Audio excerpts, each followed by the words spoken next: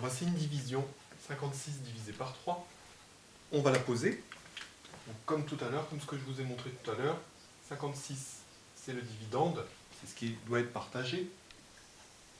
Je trace ma potence, et à droite de la potence, dans le petit encadré en haut à droite, je place mon 3. Le 3, c'est le diviseur. Le diviseur, c'est celui qui va effectuer la division. Donc là, j'ai 56 unités à partager en 3. Alors écoutez bien la façon dont je m'y prends.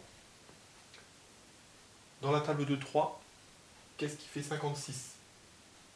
Alors si on connaît bien la table de 3, c'est assez facile, mais dans la table de 3, généralement on va jusqu'à 10. 3 fois 10 égale 30. 56, c'est beaucoup plus haut que 30. Donc qu'est-ce que je peux faire? Eh bien, je vais prendre la dizaine toute seule. Je vais toujours commencer par partager ce qui se trouve le plus à gauche, donc là, le plus grand nombre. Je rappelle que le 5, c'est le chiffre des dizaines, le 6, c'est le chiffre des unités. Et je vais poser cette question. Dans la table de 3, qu'est-ce qui fait 5 ou s'en approche le plus? Comme vous connaissez vos tables, vous savez que 1 fois 3, ça fait 3. D'accord? On ne peut pas aller plus haut. On ne peut pas mettre un 2 ici, parce que 2 fois 3, ça fait 6. Je ne peux partager que 5 dizaines. Donc je suis obligé d'en prendre seulement 3.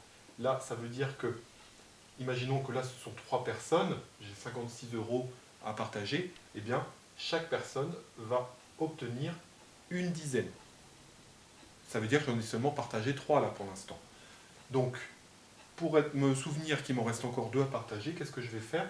Eh bien, je vais me dire que 1 fois 3, ça fait 3, et je vais les soustraire, les enlever des 5 dizaines que j'avais au départ.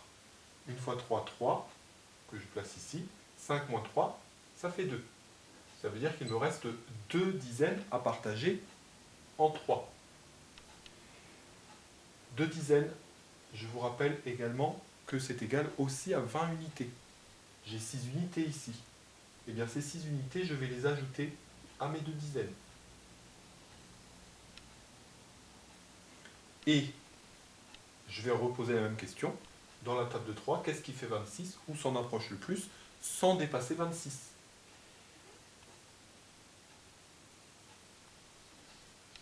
« 8, 3 fois 8, 3 fois 8, 24. Donc j'ai partagé sur mes 26 unités, j'en ai partagé 24. En tout cas, j'en ai distribué 24. Et il m'en reste 2. 6 moins 4, 2. 0 moins 0.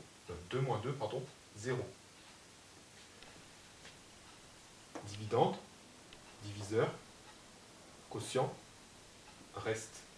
Donc je peux réécrire ma division sous la forme d'une égalité. 56, c'est égal à 3 fois 18 plus 2. 3 fois 18 plus le reste.